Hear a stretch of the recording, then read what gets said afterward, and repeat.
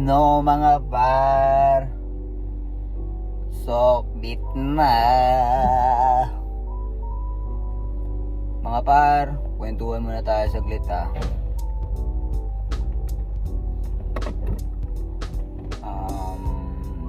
Ano bang plano mo par?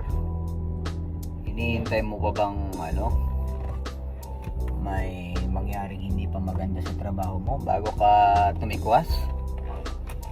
Naku par, sabi ko sa'yo, kung qualified ka na at alam mo sa sarili mo na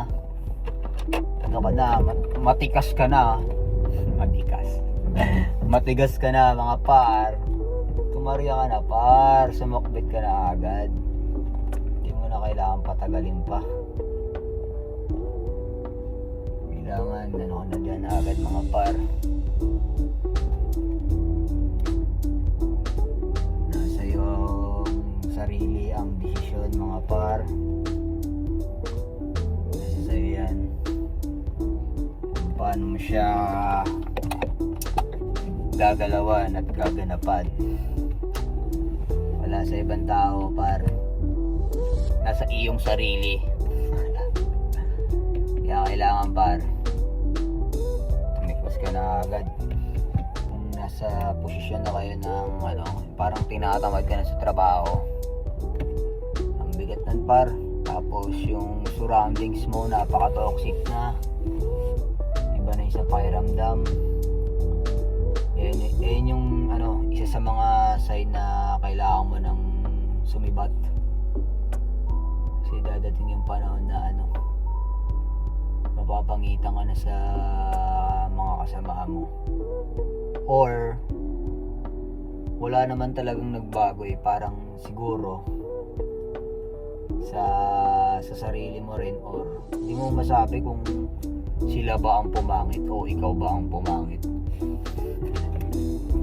Or kailangan mo lang kumawala par sa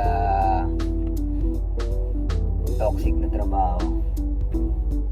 Mamimili ka lang dun malilito ka kung either ba sila or ikaw ang toxic sa trabaho. Ganun lang yun par. Pero may mga kakilala ako na ganyan, yung napakatigas talaga. Alam mo sila na yung may-ari ng kumpanya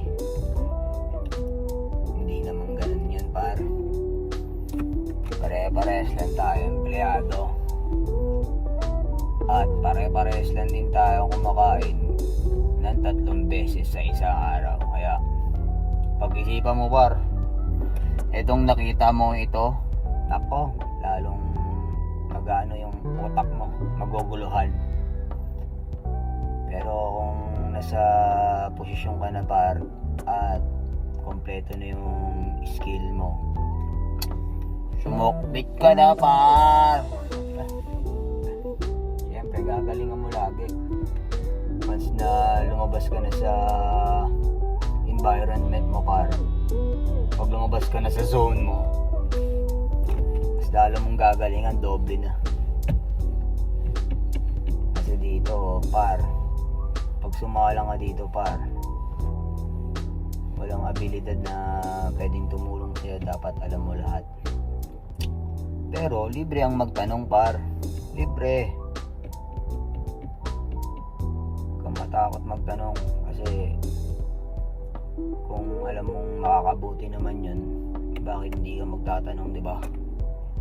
Yun lang mga par, ang haba na ng video, ang drama na rin, mukha ka kasing tarop. Basta yung resume nyo para yan, ganda niyo yung pag-edit ng resume. Kasi doon pa lang makikita na agad yan na matigas to sa resume doon pa lang par, kakaiba ka na.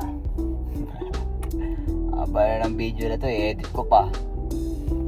Hindi mo, kaya gusto niyo ng sample ng resume par, meron ako Tsaka pag may interview na kayo, tinawagan na kayo ng agency, meron din akong reviewer.